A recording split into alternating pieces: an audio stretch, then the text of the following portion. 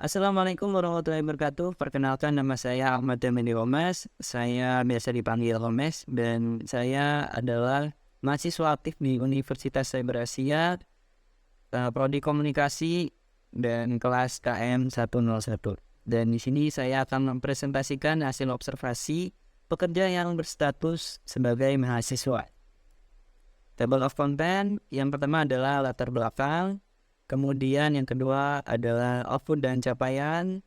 Yang ketiga adalah manfaat. Dan keempat adalah dampak. Yang pertama latar belakang. Work from home atau WFH, pandemi COVID-19 yang telah terjadi semenjak awal tahun 2019 telah memberikan dampak yang cukup signifikan terhadap kehidupan bermasyarakat di dunia, terkhususnya di Indonesia. Upaya pencegahan virus corona dengan diberlakukannya aturan bekerja, belajar, kemudian beribadah di rumah. Kinerja perusahaan akan meningkat jika karyawannya memiliki produktivitas yang sebanding. Di masa pandemi ini, pelaku bisnis melakukan aktivitasnya dengan meminta karyawan untuk tetap produktif dengan menyelesaikan beberapa pekerjaan dari rumah atau yang biasa disebut work from home atau WFH. Kemudian penjelasan kerja dan belajar. Kerja merupakan sesuatu yang dikeluarkan oleh seseorang sebagai profesi. Sengaja diberlakukan untuk mendapatkan penghasilan. Kerja dapat juga diartikan sebagai pengeluaran energi untuk kegiatan yang dibutuhkan oleh seseorang untuk mencapai tujuan tertentu. Menurut Dr. Franz von Magnus di dalam Anogara 2009, pekerjaan adalah kegiatan yang direncanakan. Sedangkan Hegel di dalam Anogara 2009 menambahkan bahwa inti pekerjaan adalah kesadaran manusia. Menurut orang Indonesia yang bernama Tursam Hakim, belajar adalah suatu proses perubahan di dalam kepribadian manusia. Dan perubahan tersebut ditampakkan dalam bentuk peningkatan kualitas dan kuantitas tingkah laku, seperti peningkatan kecakapan, pengetahuan, sikap, kebiasaan, pemahaman, keterampilan, daya pikir, dan lain-lain sesuai kemampuannya.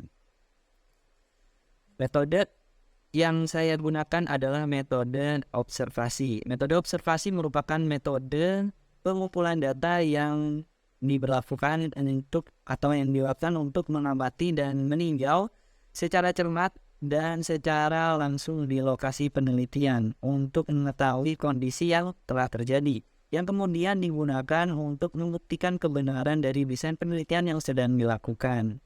Kegiatan observasi ini dilakukan untuk memproses adanya objek yaitu WFH dengan maksud merasakan dan memahami pengetahuan dari adanya fenomena work from home ini berdasarkan pengetahuan dan juga ide yang sudah diketahui sebelumnya agar bisa mendapatkan informasi yang diperlakukan atau diperlukan untuk melanjutkan proses penelitian selanjutnya. Output dan capaian. Kerja sambil kuliah bukan hal yang baru dalam dunia pendidikan maupun dunia kerja. Saya mendapati sedikit perbedaan alasan dan tujuan antara orang yang kuliah sambil kerja dan orang yang bekerja sambil kuliah. Bekerja sambil kuliah, tipikal orang yang seperti ini biasanya orang yang terlanjur bekerja terlebih dahulu, kemudian ia ingin mengembangkan potensi yang ada pada dirinya dengan melalui kuliah. Dan tak sedikit juga dari mereka mengincar pangkat atau kedudukan tertentu melalui gelar sarjana. Sedangkan orang yang kuliah sambil bekerja, mereka adalah orang yang mengambil kuliah terlebih dahulu sebelum terjun ke dunia kerja. Namun alasan mereka yang akhirnya memilih untuk bekerja sembari kuliah adalah kebanyakan karena faktor ekonomi. Untuk memenuhi kebutuhan perkuliahan sehingga mau tidak mau ya mereka harus bekerja. Survei dari 10 orang yang saya lakukan, dari data 10 orang yang saya lakukan, saya mendapati bahwa 4 orang hanya bekerja saja tanpa melanjutkan kuliahnya. Kemudian 4 orang hanya kuliah saja tanpa bekerja. Dan yang terakhir adalah 2 orang yang bekerja sambil kuliah. Dari data tersebut bisa kita simpulkan bahwa kebanyakan orang yang sudah terlanjur berada di zona mereka, yaitu antara kuliah ataupun bekerja, mereka lebih memilih berada di zona mereka. Maksudnya di sini mereka tidak mau mengambil resiko ketika mengambil keduanya, yaitu kerja sambil kuliah atau kuliah sambil bekerja.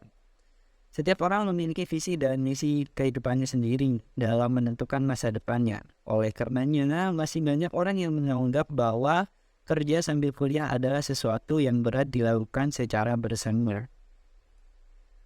Manfaat. Berikut adalah manfaat bekerja sambil kuliah. Yang pertama adalah memperbesar peluang kerja. Yang kedua, menambah wawasan.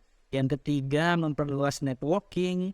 Yang keempat, melatih kemampuan time management. Yang kelima, menentukan skala prioritas. Kemudian melatih kesabaran dan emosi. Dan yang terakhir, melatih leadership dan teamwork.